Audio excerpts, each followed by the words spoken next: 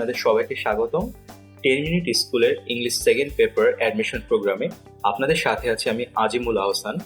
আজকে আমরা অ্যাডমিশনের একটা অত্যন্ত গুরুত্বপূর্ণ টপিক শিখব, যে টপিকটা নিয়ে দেখা যায় যে আমরা যারা স্টুডেন্ট যারা আছি তারা অনেক সময় উদ্বিগ্ন হয়ে যায় এবং অনেক সময় অ্যাডমিশনে কি করি এই বিষয়গুলো কিন্তু স্কিপ করে যাই।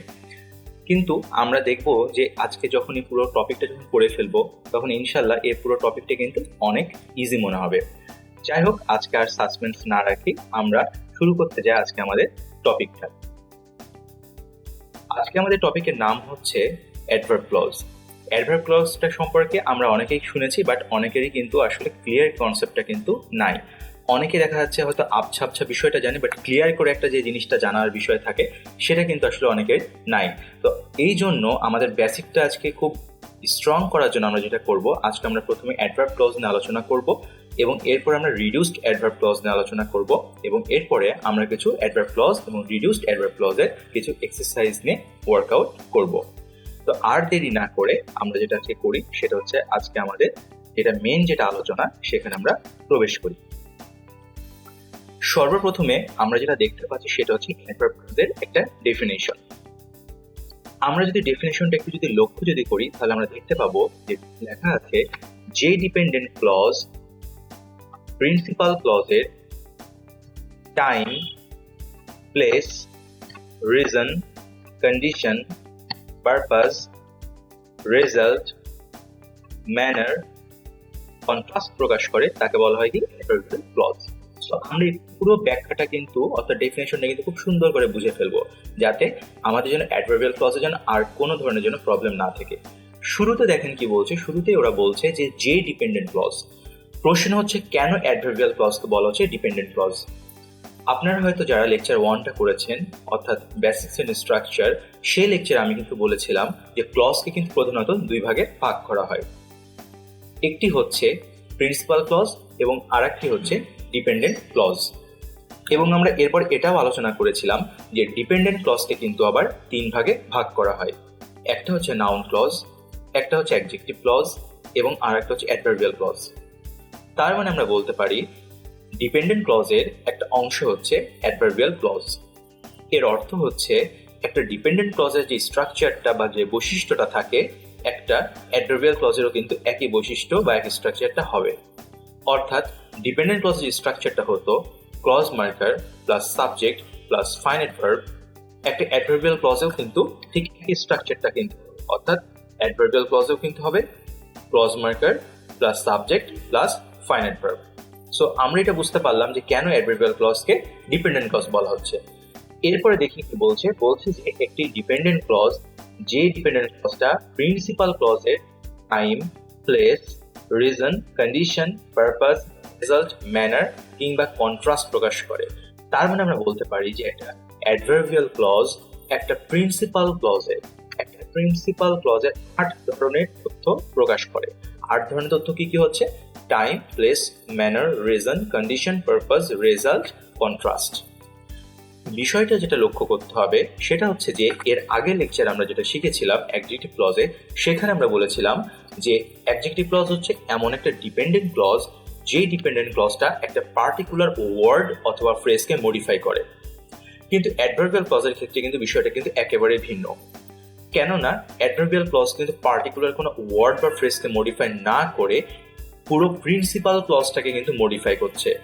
অর্থাৎ এই বিষয়টা আমাদেরকে খুব মাথায় ভালোভাবে রাখতে হবে যে একটা অ্যাডভার্বিয়াল ক্লজ কখনোই পার্টিকুলার বা একটা সিঙ্গেল একটা ওয়ার্ড বা ফ্রেজকে মডিফাই করে না, বরং একটা অ্যাডভার্বিয়াল ক্লজ সর্বদাই পুরো প্রিন্সিপাল ক্লজটাকে কিন্তু মডিফাই করে। এবং এক্ষেত্রে মডিফাই করা বলতে বোঝাচ্ছে কি তথ্য প্রদান করা। কার সম্পর্কে তথ্য প্রদান করা? প্রিন্সিপাল ক্লজ সম্পর্কে তথ্য প্রদান করা। কয় ধরনের তথ্য প্রদান করা? এই যে আমরা যে দেখলাম এই 8 ধরনের তথ্য প্রদান করা। এক্ষেত্রে একটা ইম্পর্টেন্ট নোট আছে, সেটা আমরা একটু দেখে নিই। বলা হচ্ছে যে if an adverb clause is used at the starting of a sentence, we will have to use comma at the end of the adverb clause.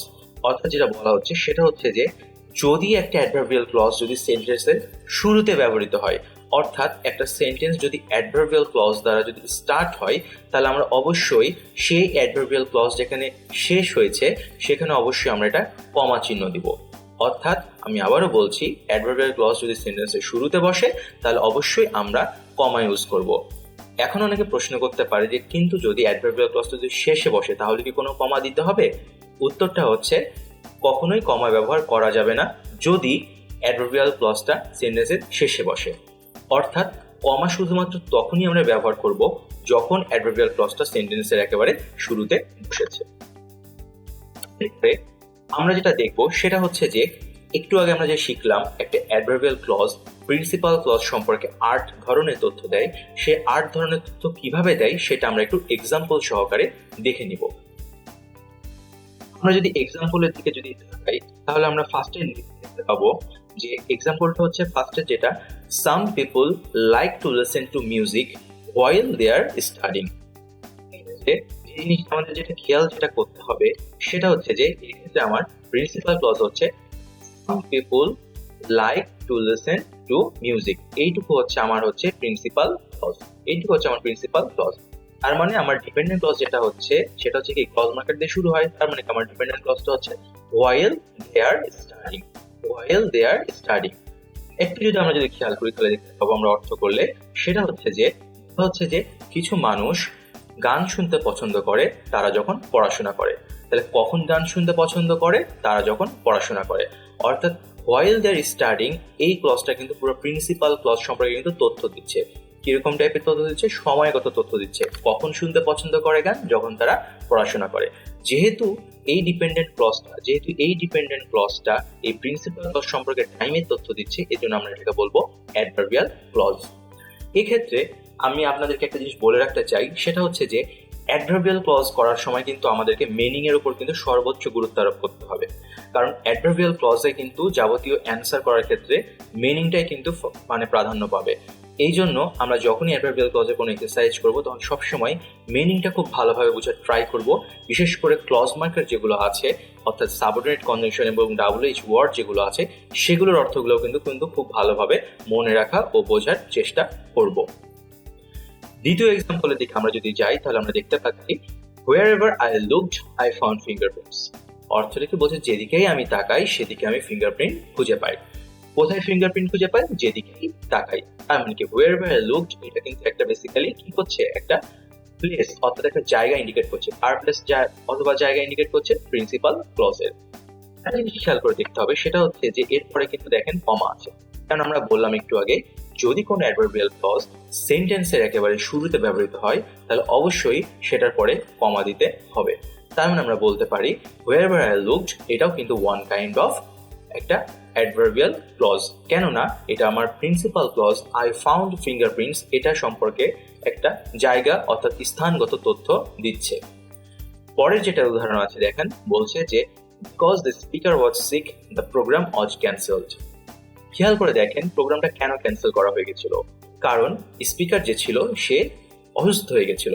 অর্থাৎ প্রোগ্রাম ক্যান্সেল হওয়ার কারণ কি? স্পিকারের সিক হয়ে যাওয়া। তার মানে কি এটা একটা রিজন বোঝাচ্ছে। তার মানে কি এটা এমন একটা ডিপেন্ডেন্ট ক্লজ যেই ডিপেন্ডেন্ট ক্লজটা আমার প্রিন্সিপাল ক্লজের কি বোঝাচ্ছে? রিজন বা কারণ বোঝাচ্ছে। এবং আমরা জানি যে যেই ডিপেন্ডেন্ট ক্লজ প্রিন্সিপাল ক্লজের রিজন বা কারণ বোঝায় তাকে বলা হয় অ্যাডভার্বিয়াল ক্লজ। এই জন্য because the speaker was sick এটাও কিন্তু one type of adverbial clause. এবং খেয়াল করে দেখেন যেহেতু শুরুতে বসেছে এই জন্য এরপরেও কিন্তু কমা দেয়া আছে। পরের উদাহরণে বলা হচ্ছে if you work hard you can pass the exam. এর অর্থটা কি বলছে? যে তুমি যদি খুব ভালোভাবে পড়াশোনা করো তাহলে তুমি পরীক্ষাতে পাশ করতে পারবা। অর্থাৎ পাশ করতে পারবা যদি তুমি খুব ভালোভাবে পড়াশোনা করো। অর্থাৎ এটা কন্ডিশন দিচ্ছে যে যদি এটা করো তাহলে এটা হবে। তো এরকম টাইপের কন্ডিশন যদি কোনো ডিপেন্ডেন্ট ক্লজ দেয় তাহলে সেটাকে আমরা বলবো অ্যাডভার্বিয়াল ক্লজ। এই জন্য ইফ ইউ ওয়ার্ক হার্ড এটাও কিন্তু ওয়ান কাইন্ড অফ কিন্তু অ্যাডভার্বিয়াল ক্লজ। এবং আমরা লক্ষ্য করে দেখতে পাবো যে এটাও যেহেতু শুরুতে বসেছে এজন্য এরপরেও কিন্তু কমা ব্যবহার করা হয়েছে। এই জায়গাগুলো কিন্তু আমাদেরকে কিন্তু খেয়াল করতে হবে। কি বলছে দেখেন, এরপরে বলছে I work hard so that I could pass the exam. প্রশ্ন হচ্ছে যে কেন আমি কঠোরভাবে কাজ করি বা কেন আমি কঠোর পরিশ্রম করি? যাতে করে আমি পরীক্ষাতে পাশ করতে পারি। এর অর্থটা হচ্ছে কি যে কঠোর পরিশ্রমের উদ্দেশ্যটা কি? যাতে পরীক্ষাতে পাশ করতে পারে। অর্থাৎ উদ্দেশ্য বোঝাচ্ছে। কার উদ্দেশ্য বোঝাচ্ছে? প্রিন্সিপাল ক্লজের উদ্দেশ্য। আমরা তো জানি যে যেই ডিপেন্ডেন্ট ক্লজ প্রিন্সিপাল ক্লজের উদ্দেশ্য বোঝায় তাকে বলা হয় অ্যাডভার্বিয়াল ক্লজ। তার মানে কি? তার মানে এটাও একটা অ্যাডভার্বিয়াল ক্লজ। এরপরে বলা হচ্ছে the traffic was so heavy that we arrived an hour late. তারপরে দেখি এখানে প্রিন্সিপাল ক্লজ কোনটা, প্রিন্সিপাল ক্লজ হচ্ছে the traffic was so heavy, অর্থাৎ অনেক বেশি ট্রাফিক ছিল এবং অনেক বেশি ট্রাফিক থাকার ফলাফল বা রেজাল্ট বা কনসিকোয়েন্সটা কি হলো, আমাদের 1 ঘন্টা বিলম্ব হয়ে যাওয়া। অর্থাৎ এই ডিপেন্ডেন্ট যে ক্লজ আছে, এই ডিপেন্ডেন্ট ক্লজটা কিন্তু আসলে একটা রেজাল্ট বোঝাচ্ছে। আর রেজাল্ট বোঝাচ্ছে আমার প্রিন্সিপাল ক্লজের যে অনেক বেশি ট্রাফিক ছিল, এর ফলে কি হলো, 1 ঘন্টা দেরি হয়ে গেল আমাদের। এরকম রেজাল্ট যদি বোঝায় তাহলে এটাকেও বলা হবে অ্যাডভার্বিয়াল ক্লজ। পরেরটা কি বলছে দেখেন, পরেরটা বলছে যে হি carried out the plan as I shed, অর্থাৎ আমি ঠিক যেভাবেই বলেছিলাম ঠিক সেইভাবেই সে কিন্তু প্ল্যানটা এক্সিকিউট করেছিল, অর্থাৎ ম্যানার বোঝাচ্ছে, যেভাবে করেছিলাম ঠিক সেইভাবে। এরপরে বলছে কি দেখেন, এরপরে বলছে যে although he studied hard he was unable to pass the exam. এক্ষেত্রে ওরা বলছে যেটা, সেটা হচ্ছে যে এক্ষেত্রে কন্ট্রাস্ট বোঝাচ্ছে। আমাদেরকে মাথায় রাখতে হবে যে কন্ট্রাস্ট বলতে বেসিক্যালি যেটা বোঝায় সেটা হচ্ছে যে কোনো কিছু ঘটা উচিত কিন্তু সেটা না ঘটে যদি বিপরীতধর্মী কোনো কিছু ঘটে যায় তাহলে সেটাকে বলা হয় কন্ট্রাস্ট। যেরকম খেয়াল করে দেখেন এক্সাম্পলটা বলছে যে অলদো স্টাডিড হার্ড, মানে কি যদিও সে খুব ভালোভাবে পড়াশোনা করেছিল তারপরেও সে কিন্তু পাশ করতে ব্যর্থ হয়েছিল। খেয়াল করে দেখেন যে কেউ যদি খুব ভালোভাবে যদি পড়াশোনা করে বা কঠোর পরিশ্রম যদি করে তাহলে সে পরীক্ষাতে পাশ করবে, এটাই কিন্তু স্বাভাবিক। কিন্তু পরীক্ষায় পাশ না করে যদি ফেল করে ফেলে, অর্থাৎ একটা জিনিস হওয়া উচিত সেটা না করে বা সেটা না ঘটে যদি অন্য কিছু ঘটে যায় তাহলে সেটাকে বলা হবে কন্ট্রাস্ট। ঠিক আছে, সেটাকে বলা হচ্ছে কি কন্ট্রাস্ট, অর্থাৎ বিপরীতমুখী কোনো কিছু ঘটে যাওয়া। এবং আমরা জানি যে যেই ডিপেন্ডেন্ট ক্লজ প্রিন্সিপাল ক্লজের সিচুয়েশনের সাথে কন্ট্রাস্ট প্রকাশ করবে তাকে বলা হবে একটা অ্যাডভার্ব ক্লজ। তার মানে অলদো স্টাডিড হার্ড এটাও কিন্তু ওয়ান টাইপ অফ কিন্তু অ্যাডভার্বিয়াল ক্লজ। এবং খেয়াল করে দেখেন যেহেতু এটা শুরুতে বসেছে এই জন্য এরপরেও কিন্তু কমা ব্যবহার করা হয়েছে। এরপরে আমাদের সবচেয়ে ইম্পর্টেন্ট টপিক যেটা, সেটা হচ্ছে যে এই যে অ্যাডভার্বিয়াল ক্লজ আছে এই অ্যাডভার্বিয়াল ক্লজে কোন কোন ক্লজ মার্কারগুলো ব্যবহার হয়। আপনারা যারা শুনছেন ভিডিওটা অথবা দেখছেন তাদেরকে আমি অনুরোধ করব অবশ্যই একটা যেন খাতা ও কলম নিয়ে যেন এই অংশটুকু দেখেন, কারণ আমি এখানে অনেক ইনফরমেশন বলবো এবং এই জিনিসগুলো আপনাকে যেটা করতে হবে একটু কিছু কিছু জায়গা যদি মনে হয় ইম্পর্টেন্ট তাহলে একটু নোট করে রাখতে হবে। এটা করলে যেটা হবে সেটা হচ্ছে যে আপনার বেসিকটা আরো ক্লিয়ার হবে এবং কিছু কনফিউশন আপনার দূর হয়ে যাবে ইনশাল্লাহ। এক্ষেত্রে আমাদেরকে মাথায় যেটা রাখতে হবে সেটা হচ্ছে যে ঢাকা বিশ্ববিদ্যালয়ে বর্তমানে কিন্তু কোশ্চিনগুলো কিন্তু খুব ইজি আসছে, অর্থাৎ 2010-12 সালের সাথে আমরা যদি কম্পেয়ার করি তাহলে কিন্তু 2015 সাল থেকে কিন্তু কোশ্চিনের ট্রেন্ডটা কিন্তু কম্পারেটিভলি কিন্তু অনেক কিন্তু ইজি আসছে। এক্ষেত্রে অ্যাডভার্বিয়াল ক্লজটা কিন্তু খুবই ইম্পর্টেন্ট এবং অ্যাডভার্বিয়াল ক্লজ যেহেতু মিনিং এর উপর বেস দিয়ে হয়, দ্যাটস ওয়াই আমরা যখন এই ক্লজ মার্কারগুলো ইউজ করব তখন এই ক্লজ মার্কারের অর্থগুলো সম্পর্কে আমাদের সম্পূর্ণ এবং খুবই ভালোভাবে একটা ধারণা থাকা খুবই দরকার। আদারওয়াইজ আমরা কিন্তু কখনোই সেন্টেন্সে কিন্তু রাইট ক্লজ মার্কারটা বসাতে পারবো না। যাই হোক আমরা শুরু করি।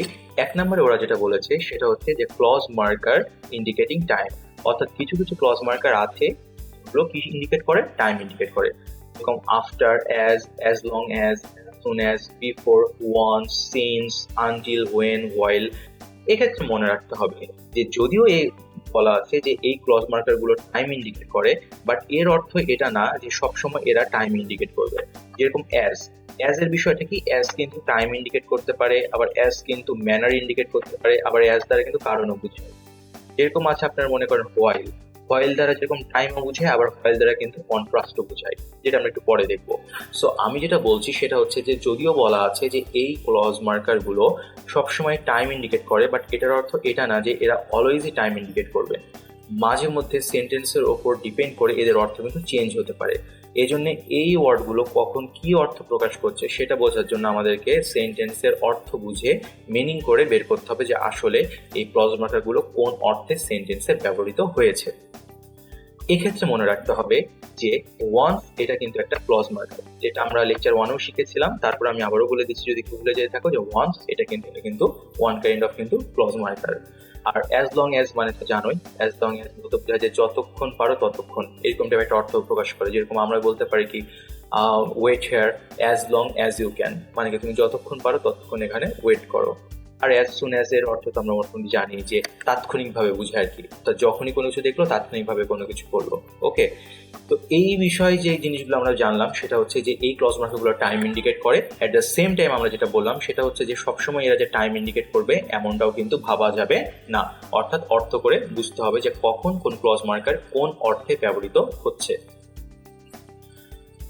দ্বিতীয় যে অংশটা আছে সেই দ্বিতীয় অংশে আমরা দেখতে পাচ্ছি যে বলা আছে যে ক্লজ মার্কার ইন্ডিকেটিং প্লেস, অর্থাৎ কিছু কিছু ক্লজ মার্কার আছে যেগুলো ইন্ডিকেট করে জায়গা বা প্লেস ইন্ডিকেট করে। এক্ষেত্রে দুটো জিনিসই হয়, সে একটা হচ্ছে হোয়ার আর একটা হচ্ছে হোয়ার এভার। এক্ষেত্রে আমাদেরকে মাথায় রাখা লাগবে যদি কোনো প্লেসের কথা নির্দিষ্ট করে বলে দেয় তাহলে আমরা সেক্ষেত্রে আমরা ইউজ করবো কোনটা, হোয়ার।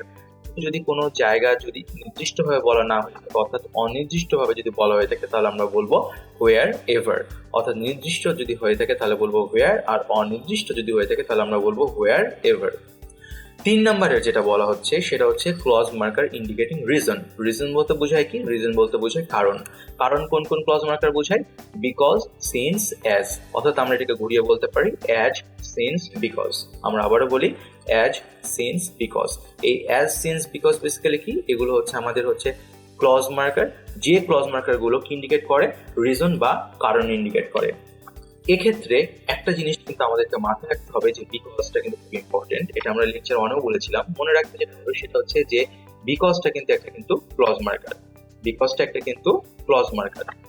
এক্ষেত্রে মনে রাখা লাগবে এটা, সেটা হচ্ছে যে বিকজ একটা ক্লজ মার্কার, কিন্তু যদি থাকে বিকজ অফ তাহলে কি হবে।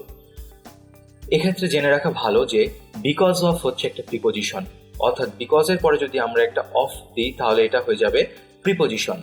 কিন্তু আমরা যদি বলি শুধু বিকজ, মনে করেন আছে শুধু বিকজ, তাহলে মনে রাখতে হবে বিকজটা কিন্তু একটা ক্লজ মার্কার। কিন্তু বিকজ অফ যদি থাকে তাহলে মনে রাখতে হবে যে বিকজ অফ হচ্ছে একটা প্রিপোজিশন, অর্থাৎ বিকজ যেহেতু একটা ক্লজ মার্কার এই জন্য বিকজ কিন্তু দুটো ক্লজকে যুক্ত করতে পারবে, কিন্তু বিকজ অফ যেহেতু প্রিপোজিশন এই জন্য বিকজ অফ কিন্তু দুটো ক্লজকে যুক্ত করতে পারবে না। 4 নম্বরে যেটা বলছে সেটা হচ্ছে যে ক্লজ মার্কার ইন্ডিকেটিং কন্ডিশন, অর্থাৎ শর্তারোপ করে। এটা মোটামুটি আমরা সবাই পারি, শর্তারোপ যখন করা হবে তখন সেক্ষেত্রে আমরা শর্তারোপের ক্ষেত্রে ইউজ করতে পারি কি ইফ অথবা অনলি ইফ অথবা আনলেস। এক্ষেত্রে মনে রাখা ভালো যে আনলেস বলতে বেসিক্যালি বোঝায় কি, আনলেস বলতে বোঝায় যদি না, যদি না, অর্থাৎ আমরা বুঝতে পারছি যে আনলেস শব্দটাই নেগেটিভ ওয়ার্ড, আনলেস শব্দটাই কি একটা নেগেটিভ সেন্স বা নেগেটিভ অর্থ প্রকাশ করে। এই জন্য আনলেস যুক্ত ক্লজে আমরা কখনো নট, নেভার, নো ব্যবহার করতে পারবো না। কেন করতে পারবো না, কারণ যদি আমরা আনলেসও ব্যবহার করি আবার ওই ক্লজে যদি নট, নেভার, নো যদি ব্যবহার করি তাহলে সেটাতে একটা কি বলবো আর কি রিডান্ডেন্সি হয়ে যাবে। ঠিক আছে, যেহেতু একবার নেগেটিভ আছে আবার নেগেটিভ করছে তখন ডবল নেগেটিভ হয়ে যাবে, তখন সেন্টেন্সটা কিন্তু ইনকারেক্ট হয়ে যাবে আর কি। এরপরে আমাদের যেটা আছে সেটা হচ্ছে যে ক্লজ মার্কার ইন্ডিকেটিং পারপাস, অর্থাৎ কিছু কিছু ক্লজ মার্কার আছে যেগুলো হচ্ছে উদ্দেশ্য বোঝাতে ব্যবহৃত হয়। এক্ষেত্রে আমাদেরকে মনে রাখতে হবে যে ইন অর্ডার দ্যাট এবং সো দ্যাট, মনে রাখতে হবে যে ইন অর্ডার দ্যাট এবং সো দ্যাট এই দুটোর অর্থ কিন্তু সেম, এই দুটোর অর্থ হচ্ছে যাতে করে, এই দুটোর অর্থ কি যাতে করে। আপনারা কেউ যদি অর্থ না যদি জানেন তাহলে অবশ্যই একটু নোট করে রেখে দিবেন যাতে করে ভুল না যেন হয়। অর্থাৎ ক্লজ মার্কের অর্থটা আপনাকে কিন্তু স্পেসিফিকভাবে জানতেই হবে এবং সঠিকভাবে জানতে হবে, এবড়ো থেবড়ো অর্থ করলে কিন্তু হবে না। তাহলে আমরা বুঝতে পারছি যে ইন অর্ডার দ্যাট আর সো দ্যাট এই দুটো দ্বারা বোঝায় কি যাতে করে।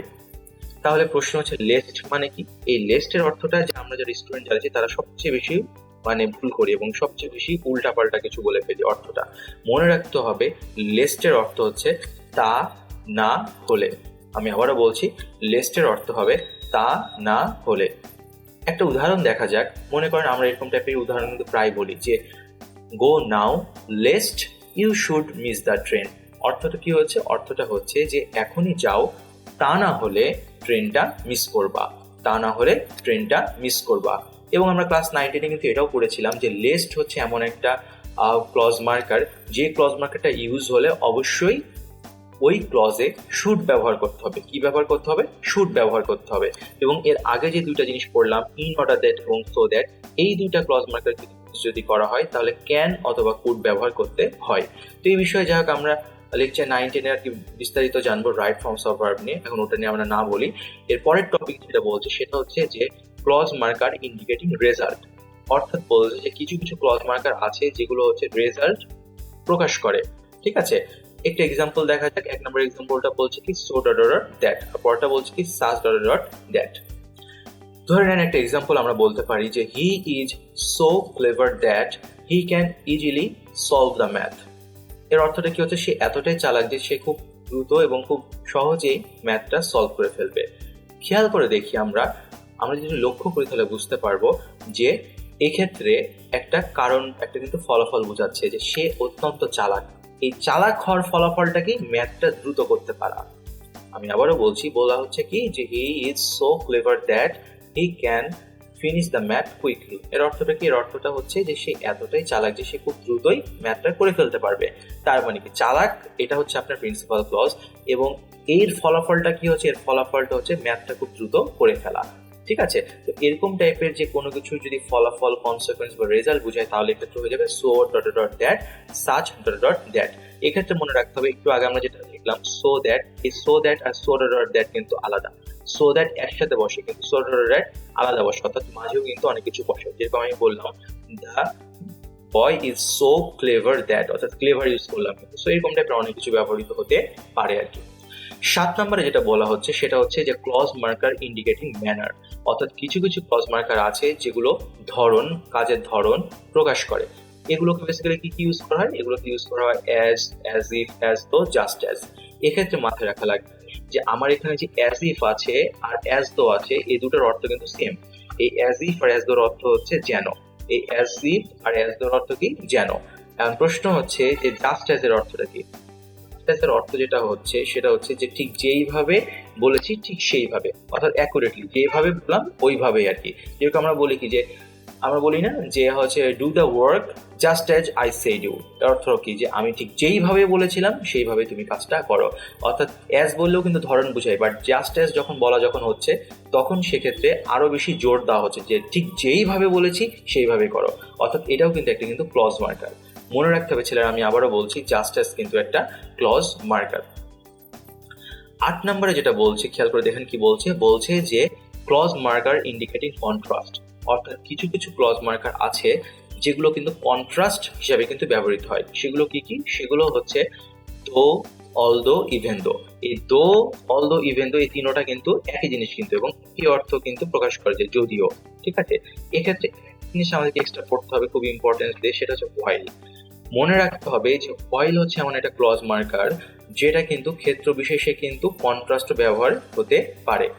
মাথায় রাখা লাগবে যে যখনই আমরা কোনো কন্ট্রাস্ট বুঝাবো, অর্থাৎ বিপরীতধর্মী কোনো কিছু বুঝাবো, তখন আমরা সবসময় ট্রাই করব দো, অলদো, ইভেন দো দিয়ে অ্যান্সার করার। কিন্তু কোনো ক্ষেত্রে যদি আমরা দেখি যে দো, অলদো, ইভেন দো দিয়ে অ্যান্সার করা যাচ্ছে না, তখন সেক্ষেত্রে আমরা হোয়াইল দিয়েও অ্যান্সার করতে পারবো। এখন আমরা যেটা করব সেটা হচ্ছে যে আমরা এতক্ষণ ধরে যে ক্লজ মার্কের অর্থগুলো শিখলাম, এই ক্লজ মার্কের উপর অর্থগুলোর উপর বেস করে কিছু প্রবলেম সলভ করব। দেখি যে আমরা পারি কি পারি না। 1 নাম্বার যে প্রশ্নটা যেটা আছে সেটা পড়বো আমরা অবশ্যই, বাট করার আগে আমি আরেকটা কথা একটু বলে নিই, সেটা হচ্ছে অর্থের উপর কিন্তু আমাদের অত্যন্ত বেশি কিন্তু গুরুত্ব দিতে হবে। কোন ক্ষেত্রে দিতে হবে, অ্যাডভার্বিয়াল ক্লজ করার সময়। 1 নাম্বার যে প্রশ্ন সেখানে বলা হচ্ছে they are tropical birds, parrots can live in temperate or even cold climate। এর অর্থটা কি, এর অর্থটা বলছে যে যদিও প্যারটটা হচ্ছে কি দেখা যাচ্ছে কি ট্রপিক্যাল বার্ড, তারপরও তারা কিন্তু অনেক ঠান্ডা থেকে আরো ঠান্ডাতর পরিবেশেও কিন্তু থাকতে পারে। বুঝতে পারছি, দেখেন শুরুতে আছে দে আর ট্রপিক্যাল বার্ডস, অর্থাৎ এখানে কোন একটা পাখির কথা বলছে শিওর, এবং এরপরে বলছে কি প্যারট, এরপরে বলছে কি প্যারট। তার মানে এখানে বলা উচিত কি ছিল, যে ঠিক আছে যে যদিও প্যারটটা হচ্ছে একটা ট্রপিক্যাল বার্ড, তারপরেও তারা কিন্তু ঠান্ডা এবং অনেক ঠান্ডা জায়গাতে কিন্তু থাকতে পারে। তার মানে কি যদিও এটা তারপরেও এটা, কন্ট্রাস্ট বোঝাচ্ছে। তো কন্ট্রাস্ট বুঝালে বেসিক্যালি কি হয়, কন্ট্রাস্ট বুঝলে আমাদের যেটা হয়ে যায় সেটা হচ্ছে ইভেন দো। এক্ষেত্রে মনে রাখতে হবে যে ডেসপাইট না হওয়ার কারণ যেটা হলো সেটা হচ্ছে যে এখানে মোট দুটো ক্লজ আছে। প্রথম ক্লজটা হলো দে আর ট্রপিক্যাল বার্ডস, পরেরটা হচ্ছে parrots can live in temperate or even cold climates. অর্থাৎ দুটো ক্লজ যেহেতু আছে, তো দুটো ক্লজকে যুক্ত করার জন্য আমরা যেমনটা জানি আমাদের দরকার হয় একটা ক্লজ মার্কার। এক্ষেত্রে অপশন এ তে যেটা দেওয়া আছে ডেসপাইট, এই ডেসপাইটটা কিন্তু কোনো ক্লজ মার্কার না। এই ডেসপাইটটা হচ্ছে কিন্তু একটা প্রিপোজিশন। যেহেতু এটা প্রিপোজিশন, এই জন্য এটা দুটো ক্লজকে কানেক্ট করতে পারবে না, এই জন্য আমাদের অ্যান্সার হয়ে গেছে বি নাম্বার। দ্বিতীয় যেটা বলছে সেটা হচ্ছে যে dash advertising is so wide spread in United states it has had an enormous effect on American life. অর্থটা হচ্ছে যে যেহেতু ইউনাইটেড স্টেটসে বিজ্ঞাপন অর্থাৎ অ্যাডভার্টাইজমেন্ট অনেক ব্যাপকভাবে বিস্তার লাভ করেছে এবং ব্যাপকভাবে ব্যবহার করা হয়, এই জন্য আমেরিকান মানুষদের লাইফে কিন্তু এই অ্যাডভার্টাইজমেন্টগুলো কিন্তু অনেক গুরুত্বপূর্ণ প্রভাব ফেলতে পারে। এর অর্থটা কি, যে যেহেতু ইউনাইটেড স্টেটসে ব্যাপক পরিমাণে অ্যাডভার্টাইজমেন্ট করা হয় এবং ব্যাপকভাবে প্রচার করা হয়, এই জন্য ওই অ্যাডভার্টাইজমেন্টগুলো ইউনাইটেড স্টেটসের অর্থাৎ আমেরিকান লাইফের মানুষের জীবনে কিন্তু প্রভাব বিস্তার করে। এর অর্থটা অনেকটা এরকম যে যেহেতু এটা হয় সেহেতু এটা, অর্থাৎ যেহেতু খুব ব্যাপকভাবে বিজ্ঞাপনটা প্রচার করা হয় এই জন্য ইফেক্ট করতে পারে। অর্থাৎ যেহেতু অর্থাৎ কারণ বোঝাচ্ছে। তাহলে কারণ বেসিক্যালি বুঝতে গেলে দেখি হয়ে যাচ্ছে আমাদের অ্যান্সার হয়ে যাচ্ছে সিন্স। আমাদের অ্যান্সার হয়ে যাচ্ছে সিন্স। কেন সিন্স হচ্ছে খেয়াল করে দেখেন, কারণ বি নাম্বারটা তার রিজন, এটা কিন্তু কোনো ক্লজ মার্কার না। সি নাম্বারটাও কিন্তু প্রিপোজিশন কোনো ক্লজ মার্কার না। এ নাম্বারটা এখানে হচ্ছে না, কারণ এ নাম্বারটা দিলে আমাদের কিন্তু অর্থটা কিন্তু উল্টা পাল্টা হয়ে যাচ্ছে আর কি। ঠিক আছে, এক্ষেত্রে আমাদের অ্যান্সারটা হয়ে যাবে সিন্স। কারণ কি, কারণ এক্ষেত্রে কিন্তু দেখবেন যে ক্লজ আছে কিন্তু দুইটা, এক্ষেত্রেও দেখবেন ক্লজ কিন্তু আছে দুইটা এবং দুটো ক্লজকে যুক্ত করতে পারে কি, এটা ক্লজ মার্কার। তো সেই হিসাবে এটার অ্যান্সার হয়ে যাবে ডি নাম্বার সিন্স। 3 নম্বরে বলা হচ্ছে dash together in on place they form a community. প্রত্যেকটা অপশন দেখলে আমরা কমন পাচ্ছি একটা জিনিস, সেটা কি, পিপল লিভিং। অর্থাৎ এর অর্থটা অনেকটা এরকম যে যখনই একদল মানুষ একত্রে এক জায়গায় বসবাস শুরু করে তখন তারা একটা কমিউনিটি তৈরি করে। তার মানে কি, যখনই একসাথে বসবাস শুরু করে তখনই কিন্তু এমনটা হয়ে যায়। তাহলে অ্যান্সারটা কি হয়ে যাবে, whenever people live together in one place they form a community আর কি মনে করো। ঠিক আছে, সো এই জায়গাগুলো কিন্তু আমাকে কিন্তু অর্থের উপর বেস করে কিন্তু হয়ে যাচ্ছে। 4 নম্বরে যেটা বলছে দেখেন কি বলছে, যে the seed of the Kentucky coffee plant are poisonous. এবং অপশনে দেখা যাচ্ছে কি বলছে দেখেন, যে until they have been cooked. এর অর্থটা হচ্ছে যতক্ষণ না পর্যন্ত কেন্টাকি কফির বীজগুলোকে খুব ভালোভাবে সিদ্ধ করা হয় বা কুক করা হয় ততক্ষণ পর্যন্ত কি হয়, ওই বীজগুলো কিন্তু অনেক বিষাক্ত অবস্থায় থাকে। অর্থাৎ যতক্ষণ না পর্যন্ত সেগুলোকে রান্না করা হয় ততক্ষণ পর্যন্ত সেগুলো খুব বিষাক্ত আকারে থাকে। তাহলে কি হয়ে যাবে এখানে, until they have been cooked. B নাম্বারটা কেন হচ্ছে না খেয়াল করে দেখেন, বি নাম্বারটা নেওয়ার কারণ যেটা হচ্ছে সেটা হচ্ছে যে কুকিং দেম বলেছে। এখানে শুরুতে আপনি প্রোনাউন কখনো ইউজ করতে পারবেন না। একটা সেন্টেন্সের শুরুতে আপনাকে নাউন ইউজ করতে হবে, পরে আপনি কি ইউজ করবেন, প্রোনাউন ইউজ করবেন। এটা একটা জিনিস। আর একটা জিনিস যেটা আপনি যেটা বলতে পারেন সেটা হচ্ছে যে আপনি যদি বলেন যে কুকিং দেম, তাহলে পুরো সেন্টেন্সের অর্থটাই কিন্তু চেঞ্জ হয়ে যাচ্ছে। অর্থটা এরকম হয়ে যাচ্ছে যে রান্না করার ফলে কেন্টাকি কফির প্ল্যান্টটা কি হয়ে যায়, আপনার মনে করেন যে বিষাক্ত হয়ে যায়, বাট এমনটা কিন্তু না, রান্না করার ফলে জিনিসটা পরিশুদ্ধ হয়। ঠিক আছে, রান্না আপনি যদি বলেন কুকিং দেম তাহলে অর্থটা এরকম হবে যে রান্না করার ফলে কি হয়ে গেল, পয়জনাস হয়ে গেল, বাট এমনটা কিন্তু না। বলা হচ্ছে যে যতক্ষণ না পর্যন্ত রান্না করবে ততক্ষণ পর্যন্ত তারা পয়জনাস থাকে। এর অর্থ কি, যে রান্না করলে পয়জনটা কিন্তু চলে যায়। অর্থাৎ বি নাম্বারটা একদমই অর্থ উল্টাপাল্টা করে হচ্ছে, সো বি নাম্বারটা একদমই বাদ। সি নাম্বারটা কেন হচ্ছে না, কারণ সি নাম্বারে দেখা যাচ্ছে কি কোনো ধরনের ক্লজ মার্কার নাই। কারণ সি নাম্বারও প্রিন্সিপাল ক্লজ, এখানেও প্রিন্সিপাল ক্লজ দেওয়া আছে, সো কোনো ক্লজ মার্কার যেহেতু নাই এই জন্য সি নাম্বারও দিতে পাচ্ছি না। ডি নাম্বারটা কেন হচ্ছে না, ডি নাম্বারটা যে কারণে হচ্ছে না সেটা হচ্ছে যে অর্থটা উল্টাপাল্টা হয়ে যাচ্ছে এবং সেন্টেন্সও উল্টাপাল্টা হয়ে যাচ্ছে, এই জন্য ডি নাম্বারটাও হচ্ছে না। তাহলে আমরা ইজিলি বুঝতে পারছি আমাদের অ্যান্সার হয়ে যাবে until they have been cooked the seeds of the Kentucky coffee plant are poisonous. 5 নম্বরে বলছে কি দেখেন, 5 নম্বরে খুব ট্রিকি বলছে যে ranchers raise free range cattle just as। কি বলছে দেখেন, কি বলছে গাইস, বলছে যে জাস্ট as। আমরা কিন্তু একটু আগে কিন্তু এখানে কিন্তু শিখলাম যে জাস্ট এসটা কি, জাস্ট এস কিন্তু ওয়ান কাইন্ড অফ কিন্তু ক্লজ মার্কার। আমরা তো জানি যে ক্লজ মার্কার পরে কি হয়, সাবজেক্ট হয়। ক্লজ মার্কার যদি সাবজেক্ট যদি হয় তাহলে দেখি তো কোন কোন অপশন শুরুতে আছে সাবজেক্ট, একটা অপশন আছে শুরুতে সাবজেক্ট, হবে কি just as they raise, just as they raise হয়ে যাচ্ছে। কারণ আমরা জানি যে clause marker subject plus finite verb.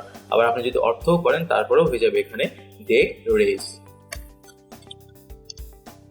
এরপরে একটা উদাহরণ আছে, এখানে একটা এক্সারসাইজ আছে, বলা হচ্ছে যে most people think of freezing as a relatively modern method of food preservation. It is actually one of the oldest. এর অর্থটা হচ্ছে যে যদিও বেশিরভাগ মানুষ মনে করে যে ফ্রিজিংটা হচ্ছে বর্তমান যুগের একটা ফুড প্রিজার্ভেশনের একটা আবিষ্কার বা পদ্ধতি, কিন্তু আসলে এই ফ্রিজিং পদ্ধতিটা কিন্তু আসলে অনেক পুরনো। তার মানে কি, যদিও এটা মনে করে বাট আসল বিষয়টা কিন্তু ডিফারেন্ট। অর্থাৎ মনে করছে একটা কিন্তু সত্যিটা হচ্ছে আরেকটা, কন্ট্রাস্ট। তো কন্ট্রাস্ট বুঝালে কি হয় খেয়াল করে দেখেন গাইস। কন্ট্রাস্ট বুঝালে আমরা কিন্তু এর আগের যেটা স্লাইড ছিল সেখানে কিন্তু দেখেছিলাম যে কন্ট্রাস্ট বুঝালে হয়, নিচের দিকে দেখি আমরা কি কি হতে পারে। আমরা জানি যে কন্ট্রাস্ট বুঝালে হতে পারে অলদো অথবা দো অথবা ইভেন দো। খেয়াল করে দেখেন এখানে অপশনে ওরা চালাক ইউজ করার জন্য কি দিয়েছে, অ্যাজ দো দিয়েছে। কি দিয়েছে দেখেন, অ্যাজ দো। কিন্তু আমরা যেটা জানি সেটা হচ্ছে যে কি ব্যবহৃত হয়, ইভেন দো ব্যবহৃত হয়, কিন্তু অ্যাজ দো কিন্তু ব্যবহার হয় না।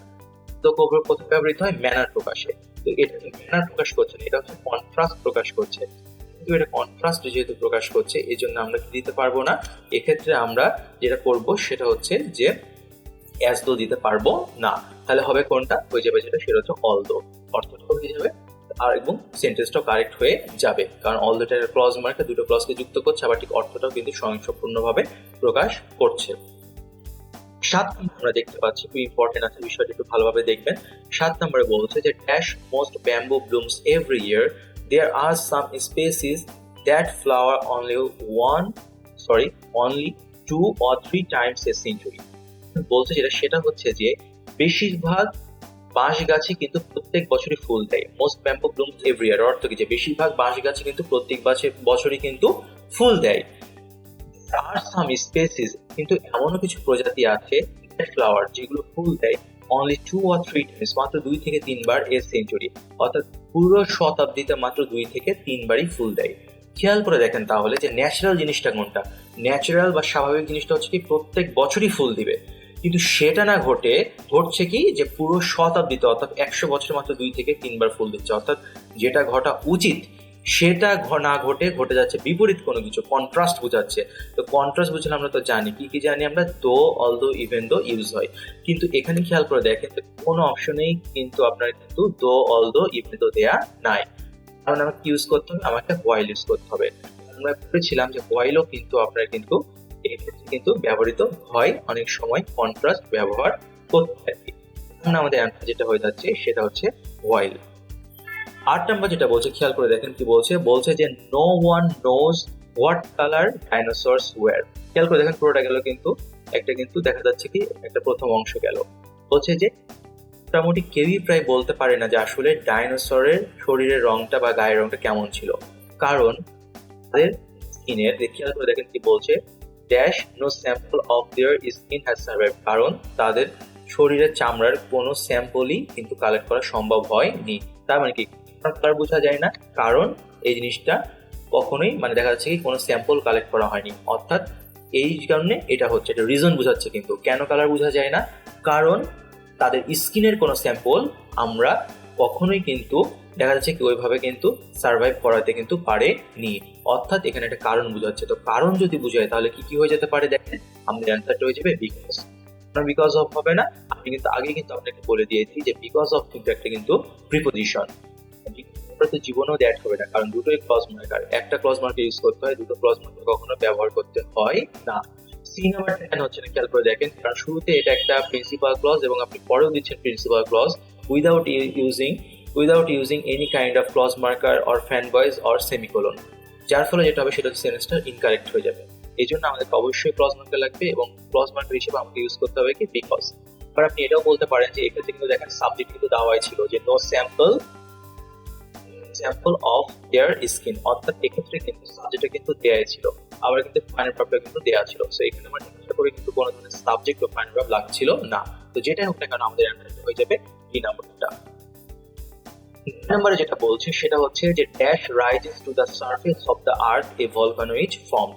এখানে অ্যান্সারটা হয়ে যাচ্ছে কোনটা, whenever liquid magma rises to the surface of the earth a volcano is formed। অর্থাৎ বলছে যে যখনই লিকুইড ম্যাগমা দেখা যাচ্ছে কি যে পৃথিবীর যে ভূপৃষ্ঠ আছে সেটা বরাবর যখন চলে আসে তখনই কি হচ্ছে, একটা ভলকানো ফর্মড হচ্ছে। অর্থাৎ যখনই এটা হয় তখনই কিন্তু এটা কিন্তু ঘটে যায়। ঠিক আছে, এটা দেখা যাচ্ছে কি এটা টাইম ইন্ডিকেট করছে এবং টাইমটা কিন্তু অনির্দিষ্ট, ওই জন্য এখানে বলা হচ্ছে ওয়েন এভার। ওকে, সেই জিনিসটা কিন্তু মাথায় কিন্তু রাখতে হবে আর কি। 10 নম্বরে যেটা বলছে সেটা হচ্ছে যে dash photosynthesis stop life would disappear from earth. এর অর্থটা কি, এর অর্থটা হচ্ছে যে যদি ফটোসিনথেসিস অর্থাৎ সালোক সংশ্লেষণ যদি বন্ধ হয়ে যেত তাহলে কিন্তু পৃথিবীতে কিন্তু প্রাণের কোনো অস্তিত্ব থাকতো না। এর অর্থটা এরকম যে যদি এটা হতো তাহলে কিন্তু এটা হতো, অর্থাৎ কন্ডিশন দিচ্ছে, যদি এটা হতো তাহলে ওইটা করতো, নির্ভরশীল একটা আরেকটার উপর, অর্থাৎ কন্ডিশন। সো এরকম কন্ডিশন যদি বুঝাই তাহলে অবশ্যই আমরা চোখ বন্ধ করে অ্যান্সার দিয়ে দিব ইফ। সো এই গেছিল আর কি আমাদের বেসিক আর কি আলোচনা বিভিন্ন অ্যাডভার্ব ক্লজের ক্লজ মার্কার রিলেটেড এক্সারসাইজে। এখন আমরা শিখবো reduced adverb clause. Reduced adverb clause comparatively কিন্তু অনেক সহজ, এবং অ্যাডজেক্টিভ ক্লজের সাথে কিন্তু আসলে রিডিউসড অ্যাডভার্ব ক্লজের কিন্তু একটা কিন্তু মিল আছে, আবার কিছু অমিলও আছে। সো এই বিষয়গুলো নিয়ে আমরা এখন আলোচনা করব। রিডিউসড অ্যাডভার্ব ক্লজ শুরু করার আগে আমরা যেটা করব সেটা হচ্ছে আমরা এর ডেফিনেশনটা ফার্স্ট একটু দেখে নিব। বলা হচ্ছে যে যদি অ্যাডভার্ব ক্লজ এবং প্রিন্সিপাল ক্লজ, কয়টা ক্লজের কথা বলছি? দুইটা। অ্যাডভার্ব ক্লজ বলতে বেসিক্যালি বোঝাচ্ছে কি গাইস? অ্যাডভার্বিয়াল ক্লজ বলতে বোঝাচ্ছে ডিপেন্ডেন্ট ক্লজ। কেননা আমরা জানি যে ডিপেন্ডেন্ট ক্লজেরই একটা অংশ হচ্ছে অ্যাডভার্বিয়াল ক্লজ, অর্থাৎ অ্যাডভার্বিয়াল ক্লজও কিন্তু one kind of dependent clause. ওরা বলছে যে যদি ডিপেন্ডেন্ট ক্লজ এবং প্রিন্সিপাল ক্লজের সাবজেক্ট এক হয়, অর্থাৎ যদি অ্যাডভার্বিয়াল ক্লজ ও প্রিন্সিপাল ক্লজের সাবজেক্ট এক হয়, তবে অ্যাডভার্বিয়াল ক্লজটিকে রিডিউস করা যাবে। রিডিউস করার ক্ষেত্রে সাবজেক্ট এবং বিভার্ব বাদ দিতে হবে, ঠিক আছে? একটা জিনিস খেয়াল করতে হবে, প্রথমত যেটা হচ্ছে রুলস, সেটা হচ্ছে যে রিডিউস আমরা তখনই করতে পারবো যখন প্রিন্সিপাল ক্লজ এবং আমার যে ডিপেন্ডেন্ট ক্লজ থাকবে এই দুটো ক্লজের যখন সাবজেক্ট যখন এক হবে বা সেম হবে। যদি এক না হয়, সেম না হয়, তাহলে কিন্তু রিডিউস করা কিন্তু যাবে না। এরপরে মাথায় যেটা রাখতে হবে সেটা হচ্ছে যে আমরা কোন ক্লজে রিডিউস করব। সবসময় আমাদেরকে এটা মনে রাখতে হবে যে রিডিউস সবসময় করা হয় ডিপেন্ডেন্ট ক্লজে, রিডিউস সবসময় করা হয় ডিপেন্ডেন্ট ক্লজে। এই জন্য বলা হচ্ছে যে তবে অ্যাডভার্ব ক্লজটিকে রিডিউস করা যাবে। এখানে কিন্তু বলেনি যে প্রিন্সিপাল ক্লজকে রিডিউস করা যাবে। এই জিনিসটা কিন্তু সবসময় আমাদেরকে মাথায় রাখতে হবে যে রিডিউস আমরা যখন করব তখন সব সময় ডিপেন্ডেন্ট ক্লজে রিডিউস করব। প্রিন্সিপাল ক্লজে কিন্তু আমরা চাইলেও হাত দিতে পারবো না, এটাকে আমরা কিন্তু রিডিউসও কিন্তু করতে পারবো না। এবং পরের লাইনে দেখেন কি বলছে, পরের লাইনে বলছে যে তাহলে একটা অ্যাডভার্বিয়াল ক্লজকে রিডিউস করার ক্ষেত্রে কি করতে হবে? আমার যে সাবজেক্ট থাকবে এবং আমার যে বিভার্ব থাকবে, আগের মতো আর কি, ঠিক আছে? আমার যে সাবজেক্ট থাকবে এবং আমার যে বিভার্ব থাকবে সেটাকে কি করতে হবে? বাদ দিতে হবে। খেয়াল করে দেখেন এক্ষেত্রে কিন্তু ক্লজ মার্কারকে কিন্তু বাদ দেওয়ার কথা বলেনি, যেমনটা বলেছিল অ্যাডজেক্টিভ ক্লজে। এখানে দুটো জিনিস বাদ দেওয়ার কথা বলছে, একটা হচ্ছে সাবজেক্ট এবং আরেকটা হচ্ছে বিভার্ব। এই দুটো জিনিস আমাদেরকে বাদ দিতে বলছে। তাহলে আমরা যেটা করি, আমরা কিছু এক্সাম্পল আছে, কিছু এক্সাম্পল দেখে ফেলি। প্রথম এক্সাম্পলে বলা হচ্ছে যে when astronauts are orbiting the earth they don't feel the force of gravity। একটু লক্ষ্য করলে আমরা বুঝতে পারবো যে এক্ষেত্রে আমাদের যেটা ডিপেন্ডেন্ট ক্লজ আছে সেটা হচ্ছে কোনটা? when astronauts are orbiting the earth। কিভাবে বুঝছি এটা ডিপেন্ডেন্ট ক্লজ? ক্লজ মার্কার দেখে।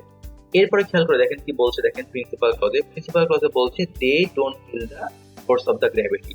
তাহলে এখানে দে বলতে কাদেরকে বোঝাচ্ছে? দে বলতে অবশ্যই অ্যাস্ট্রোনটদেরকে বোঝাচ্ছে। এর অর্থ হচ্ছে আমার যে প্রিন্সিপাল ক্লজ আছে এবং আমার যে ডিপেন্ডেন্ট ক্লজ আছে এই দুটোর সাবজেক্ট কিন্তু এক। যেহেতু এই দুটো সাবজেক্ট এক, এই জন্য আমরা কিন্তু রিডিউস করতে পারবো। রিডিউস করার ক্ষেত্রে আমাদেরকে যেটা করতে হবে সেটা হচ্ছে যে আমাদের যে সাবজেক্ট আছে এই সাবজেক্টটা উঠিয়ে দিতে হবে। কার সাবজেক্ট উঠাতে হবে? অবশ্যই ডিপেন্ডেন্ট ক্লজের। অবশ্যই কোন ক্লজের? ডিপেন্ডেন্ট ক্লজের। প্রিন্সিপাল ক্লজে আমরা কিন্তু হাতও কিন্তু দিতে পারবো না, আমরা সবসময় রিডিউস করবো ডিপেন্ডেন্ট ক্লজে। তাহলে কি হলো খেয়াল করে দেখেন, ডিপেন্ডেন্ট ক্লজের যে সাবজেক্ট যেটা ছিল অ্যাস্ট্রোনট সেটা উঠে গেল, এবং ফাইনাইট ভার্বের হিসাবে এখানে যে অক্সিলারি বা বিভার্ব যেটা ছিল আর, এই বিভার্বটা কিন্তু কি হলো? উঠে গেল। when orbiting the earth, when orbiting the earth astronauts don't feel the force of gravity। ঠিক আছে, এই জিনিসটা কিন্তু আমাদের কিন্তু মাথায় কিন্তু রাখতে হবে। আর এক্সাম্পল দেখেন বলছে যে although it had been damaged the machine was still operational। তার মানে কি বলছে দেখেন, যে যদিও এটা অনেক বাজেভাবে ড্যামেজ হয়ে গেছিল তারপরেও কিন্তু মেশিনটা কিন্তু চলছিল। তাহলে কি ড্যামেজ হয়েছিল? অবশ্যই মেশিনটাই ড্যামেজ হয়েছিল। তার মানে কি এক্ষেত্রেও কিন্তু দেখা যাচ্ছে কি যে সাবজেক্ট দুটো এক। যেহেতু সাবজেক্ট দুটো যেহেতু এক, এই জন্য আমরা এটা রিডিউস করতে পারবো। রিডিউস করার ক্ষেত্রে আমরা কি করব? রিডিউস করার ক্ষেত্রে আমরা যেটা করব সেটা হচ্ছে সাবজেক্ট আর আমার যে বিভার্ব থাকবে সেটা উঠে চলে যাবে। অর্থাৎ সাবজেক্টটা এখানে যেরকম ছিল ইট, সেটা উঠে চলে যাবে, আর আমার যে বিভার্বটা ছিল হ্যাড বিন সেটা উঠে চলে যাবে। তাহলে থাকবে কি? Although damaged. Although damaged the machine was still operational. এক্ষেত্রে একটা জিনিস আমরা একটু বলে রাখতে হবে, সেটা হচ্ছে যে আমরা যখন এর আগের ক্লাসে যখন অ্যাডজেক্টিভ ক্লজ যখন করেছিলাম, তখন কিন্তু আমরা যেটা করেছিলাম সেটা হচ্ছে যে ক্লজ মার্কারকে কিন্তু বাদ দিয়ে দিতাম। অর্থাৎ যখনই আমরা একটা অ্যাডজেক্টিভ ক্লজকে যখন রিডিউস করতাম, তখনই কিন্তু আমরা কি করতাম, ক্লজ মার্কারকে বাদ দিয়ে দিতাম। কিন্তু আমরা যদি অ্যাডভার্বিয়াল ক্লজকে যদি রিডিউস করার জিনিসটা যদি দেখি, তাহলে দেখতে পাচ্ছি যে অ্যাডভার্বিয়াল ক্লজে কিন্তু কখনোই কোনো ক্লজ মার্কার রিডিউস হচ্ছে না। কখনোই কোনো ক্লজ মার্কার অ্যাডভার্বিয়াল ক্লজে রিডিউস হয় না। অ্যাডভার্বিয়াল ক্লজে মোট দুইটা জিনিস রিডিউস হবে, যার একটা হচ্ছে আমার সাবজেক্ট এবং আরেকটা হচ্ছে আমার অক্সিলারি ভার্ব অথবা বি ভার্ব। পরে এখানে আরেকটা উদাহরণ আছে, আমরা সেটাও দেখব। এক্ষেত্রে উদাহরণে বলছে যে although he was nervous he gave a wonderful speech।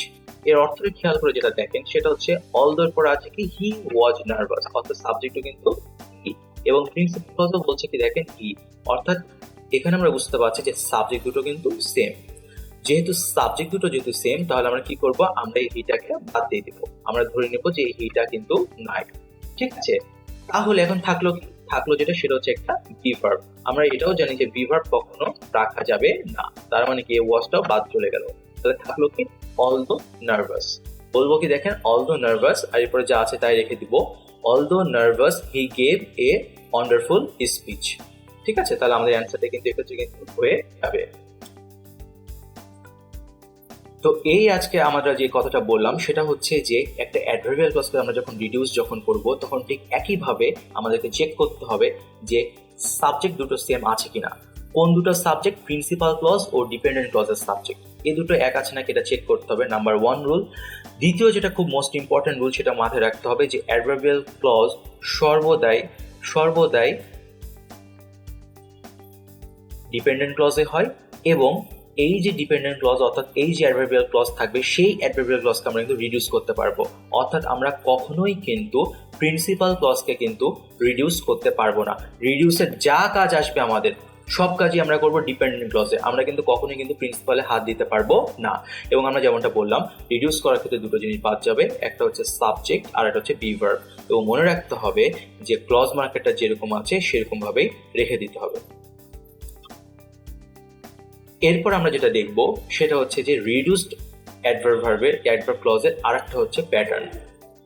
বলা হচ্ছে কি দেখেন, বলা যেটা হচ্ছে সেটা হচ্ছে যে অ্যাডভার্ব ক্লজে বি ভার্ব যদি নাও থাকে, অর্থাৎ am, is R was were, ঠিক আছে, এই যে বি ভার্ব গুলো যেগুলো আছে, এই বি ভার্ব গুলো যদি নাও যদি থাকে, তারপরেও কিন্তু ক্লজটিকে কিন্তু রিডিউস করা কিন্তু যেতে পারে।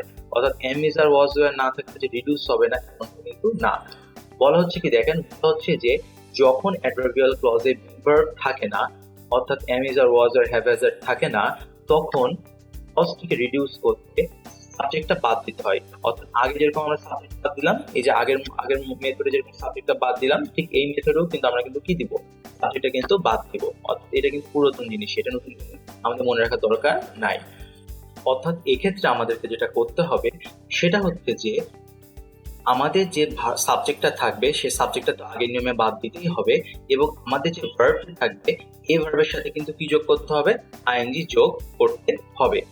এই জায়গাটা কিন্তু খুব ইম্পর্টেন্ট মনে রাখতে হবে যে যদি বি ভার্ব যদি তার না থাকে, ঠিক আছে, তাহলে আমাদেরকে অবশ্যই কি করতে হবে, ভার্বের সাথে আইএনজি যোগ করতে হবে। যারা অ্যাডজেক্টিভ ক্লজের আগের ক্লাসটা যারা করেছেন তারা হয়তো এই জায়গাটা খুব সহজেই ধরতে পারবেন, কারণ অ্যাডজেক্টিভ ক্লজে কিন্তু আমরা জিনিসটা দেখেছিলাম যে যদি বি ভার্ব যদি দেওয়া না থাকে তখন ভার্বের সাথে কি যোগ করতে হয়, আইএনজি। তো ঠিক সেম ফর্মুলাই কিন্তু এক্ষেত্রেও কিন্তু অ্যাপ্লাই করা হচ্ছে, যেহেতু বি ভার্বটা দেওয়া নাই, এই জন্য কি করতে হবে, ভার্বের সাথে আইএনজি যোগ করতে হবে। এবং আমরা তো জানি যে একটা অ্যাডভার্বিয়াল ক্লজ রিডিউস করলে কি উঠে যায়, সাবজেক্টটা উঠে যায়। কোন ক্লজের সাবজেক্টে উঠে যায়, ডিপেন্ডেন্ট ক্লজের সাবজেক্টে উঠে যায়। প্রিন্সিপাল ক্লজে আমরা কিন্তু টাচও করতে পারবো না। এক্সাম্পল দেখা যাক। বলা হচ্ছে যে although he feels sick the speaker will take part in the seminar। তারপরে দেখেন এক্ষেত্রে কিন্তু বলছে যে যদিও দেখা যাচ্ছে যে স্পিকার অনেক সিক ফিল করছে, তারপর সে কিন্তু সেমিনারে অংশ নেবে। তার মানে এখানে হি বলতে কাকে বোঝাচ্ছে, হি বলতে কিন্তু বেসিক্যালি বোঝাচ্ছে কিন্তু দা স্পিকারকে। অর্থাৎ আমরা বলতে পারি যে সাবজেক্ট দুটো কিন্তু সেম, তার মানে রিডিউস করা যাবে। রিডিউস করার ক্ষেত্রে আমরা যেটা জানি সেটা হচ্ছে কি আমাদের যে সাবজেক্ট থাকবে সেটা কিন্তু বাদ দিয়ে দিতে হয়। তো না হয় হিটা না হয় বাদ দিয়ে দিলাম, কিন্তু হিটা বাদ দেওয়ার পরে যেটা দেখা গেল সেটা হচ্ছে যে এখানে কিন্তু কোনো ধরনের কোনো বি ভার্ব বা অক্সিলারি ভার্ব নাই। এই যে ফিলস আছে এই ফিলসটা কিন্তু একটা মেইন ভার্ব, তার মানে কি করতে হবে এই ভার্বের সাথে আইএনজি যোগ করতে হবে। তাহলে বলতে হবে কি, বলা লাগবে যে although feeling sick the speaker will take part in the seminar। তাহলে কিন্তু আমাদের কি হয়ে যাবে, এটার অ্যান্সারটা কিন্তু হয়ে যাবে। একটু আমরা খেয়াল যদি করি তাহলে দেখতে পাবো এরপরে কি বলা হচ্ছে, এরপরে বলা হচ্ছে when you give your speech you should speak loudly and distinctly। খেয়াল করে দেখেন এক্ষেত্রেও কিন্তু দেখেন সাবজেক্টটা ডিপেন্ডেন্ট ক্লজের ইউ এবং আমার প্রিন্সিপাল ক্লজের সাবজেক্টও কিন্তু টু। তার মানে কি সাবজেক্ট যেহেতু সেম তার মানে রিডিউস করা যাবে, এবং রিডিউস করার ক্ষেত্রে আমরা কি জানি সাবজেক্টটা উঠে যাবে। কোন ক্লজের উঠে যাবে, ডিপেন্ডেন্ট ক্লজের উঠে যাবে। এখন থাকলো কি দেখেন গিভ, তো এই যে গিভ যেটা দেয়া যেটা আছে এটা তো কোনো অক্সিলারি ভার্বও না বি ভার্বও না, তার মানে কি করতে হবে আইএনজি যোগ করতে হবে। তাহলে হয়ে যাবে কোনটা দেখেন, when giving your speech you should speak loudly and distinctly। তাহলে আমাদের অ্যান্সারটা কিন্তু হয়ে যাবে। অর্থাৎ আমরা এটাই বললাম খুব ভালো করে। আবার একটু আমরা আবার একটু করে ফেলি, সামারি করে ফেলি, যে আমরা যখন রিডিউস করব, এই রিডিউস করার সময় আমরা যদি দেখি বি ভার্বটা দেওয়া আছে অথবা অক্সিলারি ভার্বটা দেওয়া আছে তাহলে সেক্ষেত্রে সাবজেক্টটা উঠে যাবে এবং বি ভার্বটা উঠে যাবে। কিন্তু আমরা যদি দেখি যে বি ভার্বটা দেয়া নাই তখন ভার্বের সাথে কি যোগ করতে হবে, আইএনজি যোগ করতে হবে। আর এটা তো আপনারা সবাই ইতিমধ্যে জেনে গেছেন যে একটা অ্যাডভার্বিয়াল ক্লজকে রিডিউস করলে কখনোই সাবজেক্ট থাকে না, অর্থাৎ সাবজেক্টটাকে বাদ দিতেই হবে, কিন্তু ক্লজ মার্কারটা যেরকম আছে সেরকমই রেখে দিতে হবে। এরপরে এখানে কিছু এক্সেপশনাল একটু রুলস আছে অ্যাডভার্বিয়াল ক্লজের, সেটা আমরা একটু জেনে নেওয়ার ট্রাই করব। এক্ষেত্রে যে দুটো রুলস আছে এই দুটো রুলস করার আগে আমাদেরকে মাথায় রাখতে হবে যে এই দুটো রুলস কিন্তু বেসিক্যালি অর্থের উপর বেস করে কিন্তু হয়। সো এখানে অর্থের উপর কিন্তু আরো বেশি কিন্তু গুরুত্ব আরোপ করতে হবে আমাদেরকে। যেরকম প্রথম এক্সাম্পলটা দেখা যায়, প্রথম রুলসের দেখা যাচ্ছে যে বলছে যে বিকজ দ্বারা যদি কারণ বোঝায় তবে তা উঠে যাবে এবং সে অনুযায়ী ভার্ব তার ফর্ম চেঞ্জ করবে। যদি লক্ষ্য করি তাহলে আমরা দেখতে পাবো কি দেখেন যে যতগুলো আমরা এখানে এক্সাম্পল গুলো প্র্যাকটিস করলাম প্রত্যেকটাতে কিন্তু দেখেন রিডিউস করার পরেও কিন্তু ক্লজ মার্কারটা ছিল। যেরকম এখানে অলদো কিন্তু রিডিউস করার পরেও ছিল, এখানে কিন্তু হোয়েন রিডিউস করার পরেও ছিল, জায়গাতেও ঠিক একইভাবে দেখতে পাচ্ছি কি যে অলদো এবং হোয়েন ছিল। কারণ আমরা জানি যে একটা অ্যাডভার্বিয়াল ক্লজ রিডিউস করার পরেও ক্লজ মার্কারটা থেকে যায়, কিন্তু বিকজটা হচ্ছে একটা এক্সেপশন। বিকজটা হচ্ছে কি, এটা হচ্ছে একটা এক্সেপশন। এখানে বলা যেটা হচ্ছে সেটা হচ্ছে যে বিকজ দ্বারা যদি কারণ বোঝায়, ঠিক আছে, যদি রিজন বোঝায় বা কারণ বোঝায় তাহলে সেটা উঠে যাবে, অর্থাৎ ক্লজ মার্কারটা দেওয়া যাবে না, অর্থাৎ বিকজকে সেন্টেন্সের মধ্যে রাখা যাবে না এবং সেই অনুযায়ী ভার্বের ফর্ম চেঞ্জ করবে। অর্থাৎ বিকজটা উঠে যাবে এবং বিকজটা উঠে যাওয়ার পরে সেন্স অনুযায়ী এবং ভার্বের টেন্স অনুযায়ী, ঠিক আছে, দুটোই লাগবে। ভার্বের সেন্স অর্থাৎ যে ভার্বটা প্রকাশ করবে ওই ভার্বের সাথে মিল রেখে এবং টেন্সের সাথে মিল রেখে আপনাকে কি করতে হবে, একটা ভার্বের ফর্ম তৈরি করতে হবে। এবং মনে রাখতে হবে যে এটার ক্ষেত্রে কোনো কিন্তু স্ট্রাকচার্ড কোনো রুলস নাই, অর্থাৎ আমাকে সেন্টেন্সের অর্থ বুঝে সেন্টেন্সের টেন্স বুঝে আমাকে কিন্তু জাস্টিফাই করতে হবে যে এক্ষেত্রে কোন ফর্মটা হবে। এক্সাম্পল দেখা যাক। এক্সাম্পলে বলা হচ্ছে because the house has been remodelled it will fetch more on the market. বলা হচ্ছে যে যেহেতু বাসাটাকে যেহেতু রিমডেল করা হয়েছে এই জন্য বাজারে এটা বেশ ভালো চাহিদা পাবে বা ভালো ডিমান্ড হবে। তার মানে কি, যেহেতু রিমডেল করা হয়েছে অর্থাৎ রিমডেল করার কারণে বাজারে এটা ভালো ডিমান্ড পাবে, অর্থাৎ কারণ এখানে বিকজ দ্বারা বোঝাচ্ছে কি রিজন বোঝাচ্ছে বা কারণ বোঝাচ্ছে। তার মানে কি ইউজ যদি আমরা করি তাহলে বিকজকে কিন্তু রাখা যাবে না।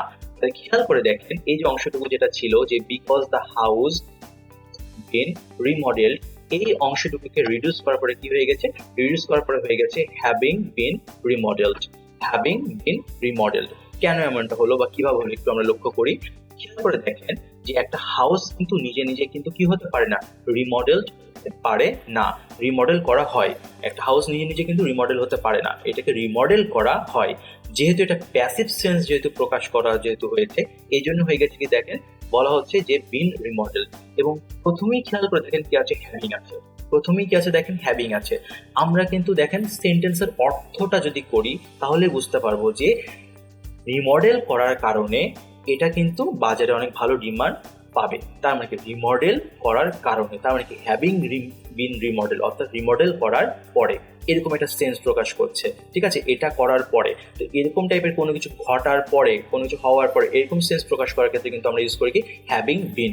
এবং আমরা জানি যে হ্যাভিং বিনের পরে কি হয়ে যায়, V3 হয়ে যায়। এই জন্য স্ট্রাকচারটা হয়ে গেছে having been remodelled the house will fetch more on the market. 2 number যেটা রুলস আছে আমরা যদি লক্ষ্য করি তাহলে দেখতে পাবো কি বলা হচ্ছে যে সকল অ্যাডভার্ব ক্লজের স্টার্টিং এ অ্যাজ বা অ্যাজ সুন অ্যাজ থাকে তাদেরকে রিডিউস করা যায় না। এর মূল কথা হচ্ছে যে যদি কোনো অ্যাডভার্ব ক্লজের শুরুতে অ্যাজ থাকে অথবা অ্যাজ সুন অ্যাজ থাকে তাহলে সেটাকে আমরা রিডিউস করতে পারবো না। যেরকম খেয়াল করে দেখেন এখানে সেন্টেন্সটা আছে কি অ্যাজ হি ওয়াজ ওয়াকিং, আপনি এটাকে যদি বলেন যে অ্যাজ ওয়াকিং, ঠিক আছে, আপনি বলতে পারেন কি অ্যাজ ওয়াকিং, তাহলে এটা যেটা হয়ে যাবে সেটা হচ্ছে ইনকারেক্ট হয়ে যাবে। কি হয়ে যাবে, এটা ইনকারেক্ট। এটাকে কিন্তু আমরা কিন্তু কখনো কিন্তু কারেক্ট বলতে পারবো না, এটা কখনো আমরা এটাকে কারেক্ট বলতে পারবো না। অর্থাৎ অ্যাজ যদি শুরুতে যদি থাকে তাহলে এটা যেভাবে আছে সেভাবেই আমাকে রেখে দিতে হবে। এখানে আমরা কিন্তু কোনো ধরনের রিডিউস করার কিন্তু কোনো ধরনের কোনো স্কোপ আমাদের হাতে কিন্তু নেই। এরপরে যেটা আছে সেটা হচ্ছে এখানে কিছু এক্সারসাইজ দেওয়া আছে এক্সাম্পল আকারে, যাতে করে আমরা এই রিডিউসড যে অ্যাডভার্ব ক্লজ গুলো আছে সেগুলো যেন আরো ভালোভাবে আমরা বুঝতে পারি। তাহলে আমরা একটা একটা করে দেখি। প্রথমে যে এক্সাম্পলটা এখানে যেটা দেয়া যেটা হয়েছে সেটা দেখলে আমরা বুঝতে পারবো জিনিসগুলো আসলে কিভাবে হয়েছে। প্রথম এক্সাম্পলে যেটা বলছে সেটা হচ্ছে যে after they sang two songs they did a dance. খেয়াল করে দেখি যে এক্ষেত্রে কিন্তু আমার সাবজেক্টে কিন্তু দে এবং এক্ষেত্রেও কিন্তু আমার কাছে সাবজেক্ট কিন্তু দে। যেহেতু সাবজেক্ট দুটো যেহেতু সেম তার মানে রিডিউস করা যাবে। এক্ষেত্রে আমাকে দেখতে হবে যে রিডিউস করার ক্ষেত্রে আমার সাবজেক্টটা তো বাদ চলে যাবে এবং দেখতে হবে যে কোনো অক্সিলারি ভার্ব বা বি ভার্ব আছে কি নাই। যেহেতু অক্সিলারি ভার্ব এবং বি ভার্ব নাই এজন্য মেইন ভার্বের সাথে কি করতে হবে, আইএনজি যোগ করতে হবে। তাহলে হয়ে যাবে কোনটা, আফটার সিঙ্গিং টু সংস। এরপরে দেখেন কি বলছে, এরপরে বলছে before he answered the phone he grabbed a pencil and a notepad. তারপরে দেখি আমরা সেটা হচ্ছে যে দুটোতেই কিন্তু দেখতে পাচ্ছি যে দুটো ক্লজে কিন্তু সাবজেক্টটা কিন্তু সেম, তার মানে কি এটা কিন্তু রিডিউস করা যাবে। এবং রিডিউস করার ক্ষেত্রে যেটা হয় সেটা আমরা জানি সাবজেক্টটা অর্থাৎ হিটা উঠে যাবে এবং মেইন ভার্বের সাথে কি যুক্ত হবে, আইএনজি। তাহলে হয়ে যাবে কোনটা, বিফোর অ্যান্সারিং দ্য ফোন। এরপরে কি বলছেন দেখেন, once he had been challenged to play tennis team wouldn't stop practicing। তাহলে এটাকে রিডিউস করতে গেলে কি হচ্ছে, এটাকে রিডিউস করতে গেলে যেটা হচ্ছে সেটা হচ্ছে যে আমাদের সাবজেক্ট বাদ চলে যাচ্ছে এবং এক্ষেত্রে কিন্তু অক্সিলারি ভার্ব দেওয়া আছে। এক্ষেত্রে কিন্তু অক্সিলারি ভার্ব কি দেওয়া আছে, হ্যাড বিন দেওয়া আছে। তাহলে যেটা হবে সেটা হচ্ছে আমাদের যেটা সাবজেক্ট যেটা ছিল সেই সাবজেক্টটা বাদ চলে যাবে এবং আমাদের যে অক্সিলারি ভার্ব আছে সেটাও বাদ চলে যাবে এবং মেইন ভার্বটা আমাদের যেরকম আছে সেরকমই কিন্তু যাবে। তাহলে হবে কোনটা, once challenged to play tennis team wouldn't stop practicing।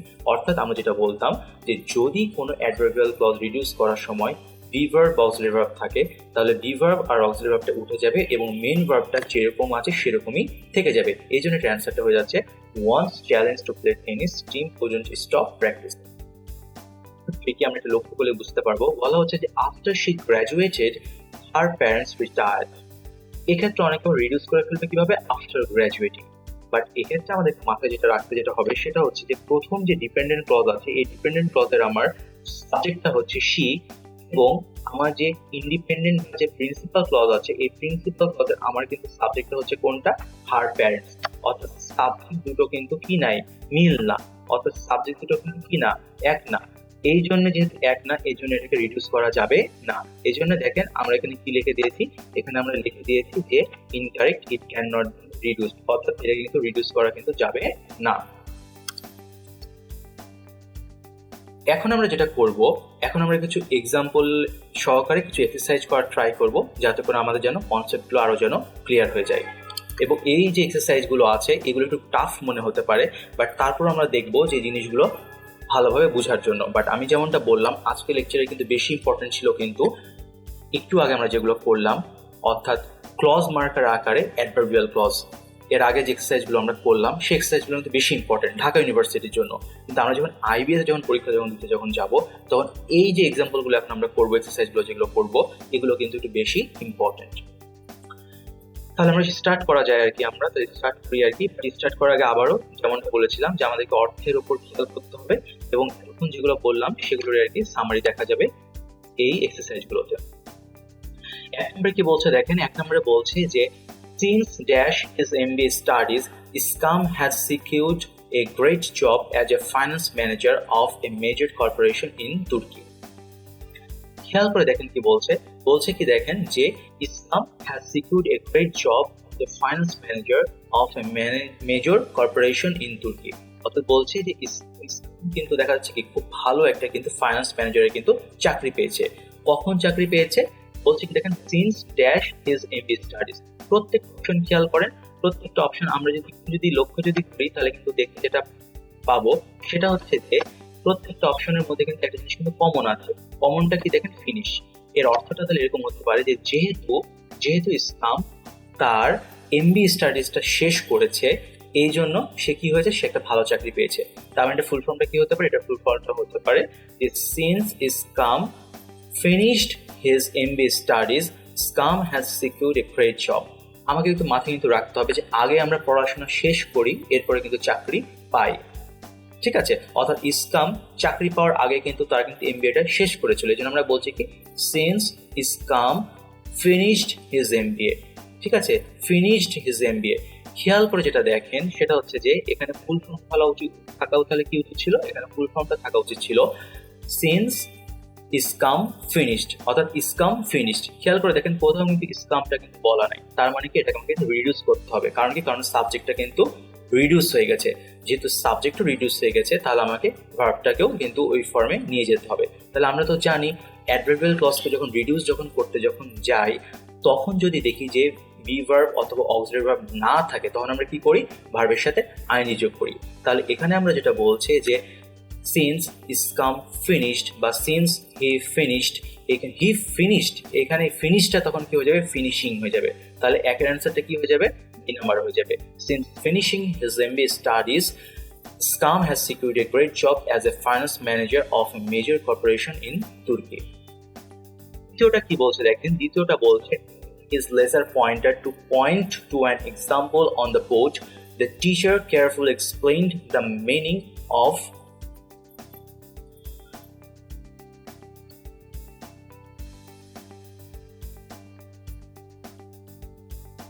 তাহলে দ্বিতীয় নম্বরে যেটা বলা হচ্ছে যে dash his laser pointer to point to an example on the board, the teacher carefully explained the meaning of animal idioms. আমরা যেটা বুঝতে পারছি সেটা হচ্ছে যে এখানে টিচারের একটা লেজার পয়েন্টার ব্যবহার করার কিন্তু কথা বলছে, এবং প্রত্যেকটা অপশনে আমরা দেখতে পাচ্ছি কি যে একটা ওয়ার্ড কমন আছে সেটা হচ্ছে কি ইউজিং। তার মানে আমরা বলতে পারি সেটা হচ্ছে যে আফটার টিচার বলতে আমরা টিচারকে এখানে সম্বোধন করতে পারি কিভাবে, হি দিয়ে। অর্থাৎ আমরা বলতে পারি যে after he used his laser pointer. তাহলে খেয়াল করে দেখেন আমরা যদি বলি after he used his laser pointer, তাহলে হি ইউজড অর্থাৎ হিটা তাহলে উঠে যাবে আর ইউজটা তাহলে কি হয়ে যাবে, ইউজিং হয়ে যাবে। তাহলে থেকে যাচ্ছে কি আফটার ইউজিং। আমি আবারও বলছি এটার ফুল ফর্মটা ছিল কি after he used his laser pointer. তাহলে আফটারটা থেকে গেল, হিটা যেহেতু সাবজেক্ট দুটো কমন এই জন্য হিটা উঠে গেল, আর ইউজড যেহেতু মেন ভার্ব তাহলে কি যুক্ত হয়ে গেল, আইএনজি। তাহলে অ্যান্সার ঠিক হয়ে যাচ্ছে after using his laser pointer to point to an example on the board, the teacher carefully explained the meaning of animal idioms. এরপরে দেখেন কি বলছে, এরপরে বলছে যে since dash to San Bernardino Ewing has made many friends. খেয়াল করে যেটা দেখেন এর অর্থটা অনেকটা এরকম টাইপের যে যখন থেকে ইভিং সান বার্নান্দিনোতে এসেছে তখন থেকে সে কিন্তু অনেক ফ্রেন্ড কিন্তু তৈরি করেছে। তার মানে কি এখানে বলা উচিত এর ফুল ফর্মটা এরকম যে since he came to San Bernardino, since he came. তো সিন্স হি কেম এই জায়গাটা কিন্তু কোথাও কিন্তু দেখা নাই। দেখেন হি কেম এই অপশনটা কিন্তু কোথাও কিন্তু নাই। এখানে আছে কি দেখেন শি কামস, বাট এটা কিন্তু অনেক পাস্ট টেন্সের কথা, যখন শেষ ছিল তখনকার কথা, বাট কোথাও কিন্তু কেম আকারে কিন্তু ওভাবে কিন্তু দেয়া কিন্তু নাই। এটা তো নন ফাইনাইট ভার্ব, বুঝতে পারছেন কামিং আছে। মানে কি বিষয় যেটা হচ্ছে সেটা হচ্ছে আবার দেখেন ই নামটা কেম আছে বাট শিটা কিন্তু দেয়া নাই। অর্থাৎ সাবজেক্ট আপনি রিডিউস করে দিয়েছেন, ভার্ব আপনি রিডিউস করবেন না এমনটা কিন্তু হবে না। রিডিউস যখন করবেন তখন দুটোই আপনাকে করতে হবে। তার মানে সিন্স আমরা বলতে পারি সেটা হচ্ছে সিন্স শি কেম, এই শি কেমটাকে যেটা করতে হবে সেটা হচ্ছে এটাকে রিডিউস করতে হবে। তাহলে সাবজেক্ট দুটো যেহেতু সেম এই জন্য শিটা উঠে যাবে, আর কেমটা হয়ে যাবে কি কামিং। তাহলে হয়ে যাবে কোনটা, since coming to San Bernardino Ewing has made many friends. তাহলে আমি আবারও বলে দিচ্ছি, এটা ফুল ফর্মটা হচ্ছে since she came to San Bernardino, এবং এটাকে রিডিউস করার ফলে যেটা হচ্ছে সেটা হচ্ছে যে সাবজেক্টটা শিটা উঠে যাচ্ছে এবং আমার যেটা ভার্ব যেটা ছিল কেম, সে কেমটা কি হয়ে যাচ্ছে, কামিং হয়ে যাচ্ছে। 4 নম্বরে যেটা আমাদেরকে যেটা রাখতে হবে সেটা হচ্ছে কি বলছে দেখেন, যে Peter went back to school dash the phone. এক্ষেত্রে মনে রাখতে হবে সেটা হচ্ছে একটা খুব ইজি একটা ট্রিক্স অ্যাপ্লিকেবল যেটা করা যায়, সেটা হচ্ছে যে এখানে আফটারে কিন্তু একটা রুলস আছে। এটা আমরা মোটামুটি সবাই জানি যে আফটারের প্রথম অংশে যদি হয় পাস্ট ইনডিফিনিট, তাহলে পরবর্তীতে হয়ে যায় কি পাস্ট পারফেক্ট। তো ওই হিসাবে আমাদের অ্যান্সারটা হয়ে যাবে 4-1। 5 নম্বরে কি বলছে দেখেন, 5 নম্বরে বলছে যে dash yesterday we saw many deer. এক্ষেত্রে অ্যান্সারটা হয়ে যাবে কোনটা, hiking the woods yesterday we saw many deer. অর্থাৎ এখানে ফুল ফর্মটা হচ্ছে সেটা হচ্ছে যে হোয়েন, অথবা বলতে পারেন আপনি হোয়াইল, যেটা বলতে পারেন, বলতে হবে যে while we were hiking through the Woods.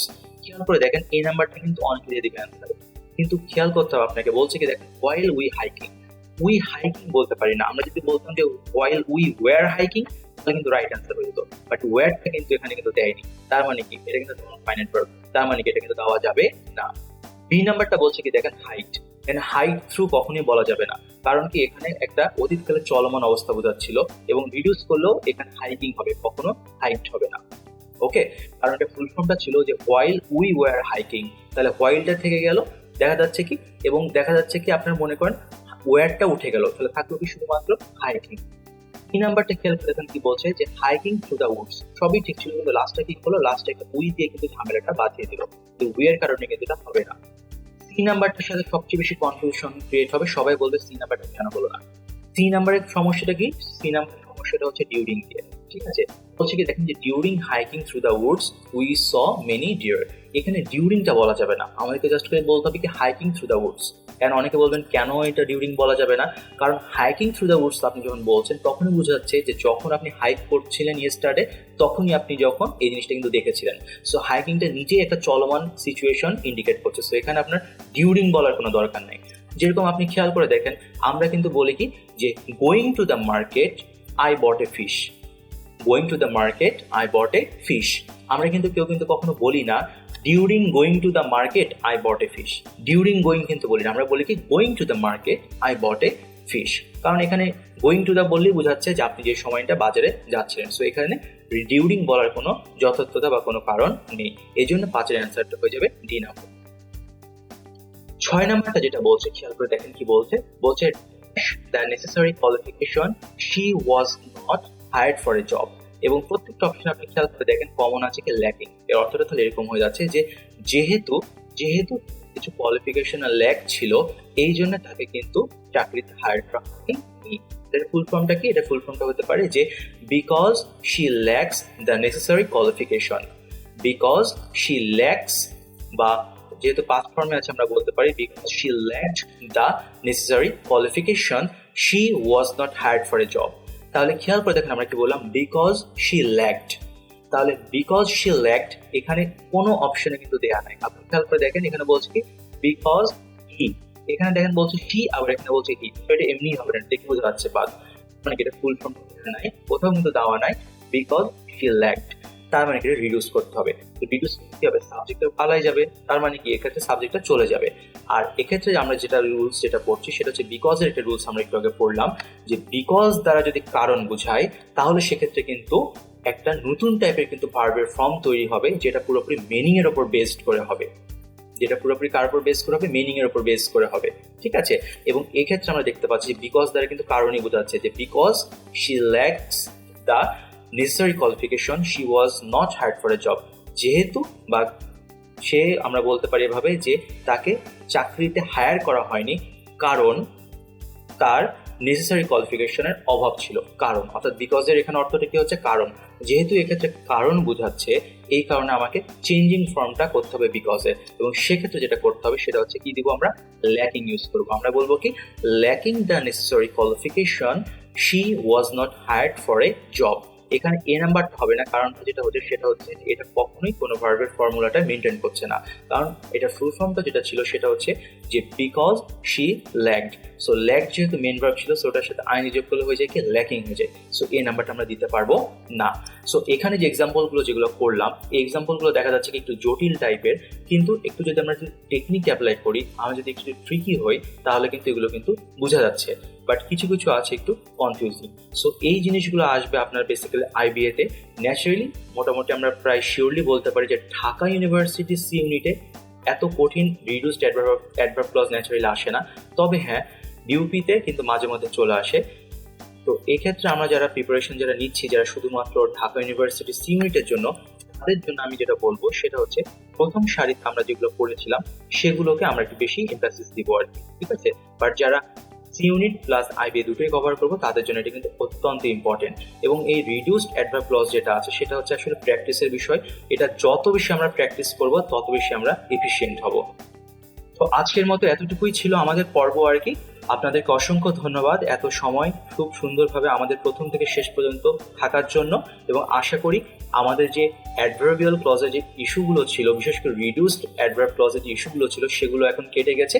তবে আমি যেটা বলবো সেটা হচ্ছে যে প্রয়োজন যদি আপনার পড়ে, তাহলে আপনি এই ভিডিওটা আবারও দেখবেন। কারণ একবার যেটা দেখলে যেটা হয় সেটা হচ্ছে অনেক কিছু বাদ পড়ে যায়। আপনি আবার দেখলে যেটা হবে সেটা হচ্ছে আরো ভালো করে রিভিউগুলো করতে পারবেন, এবং এক্সারসাইজ যেগুলো আছে এগুলো আরো বেশি করে আপনাকে করতে হবে। তো সবাইকে ধন্যবাদ সাথে থাকার জন্য আর কি। ইনশাল্লাহ পরবর্তীতে আবারও কোনো একটা টপিক নিয়ে আবারও একদিন হবে এবং কথা হবে। ততদিন পর্যন্ত সবাই সুস্থ থাকুন, ভালো থাকুন, আমাদের সাথেই থাকুন এবং 10 মিনিটস স্কুলের সাথে থাকুন। সবাইকে ধন্যবাদ। আসসালামু আলাইকুম।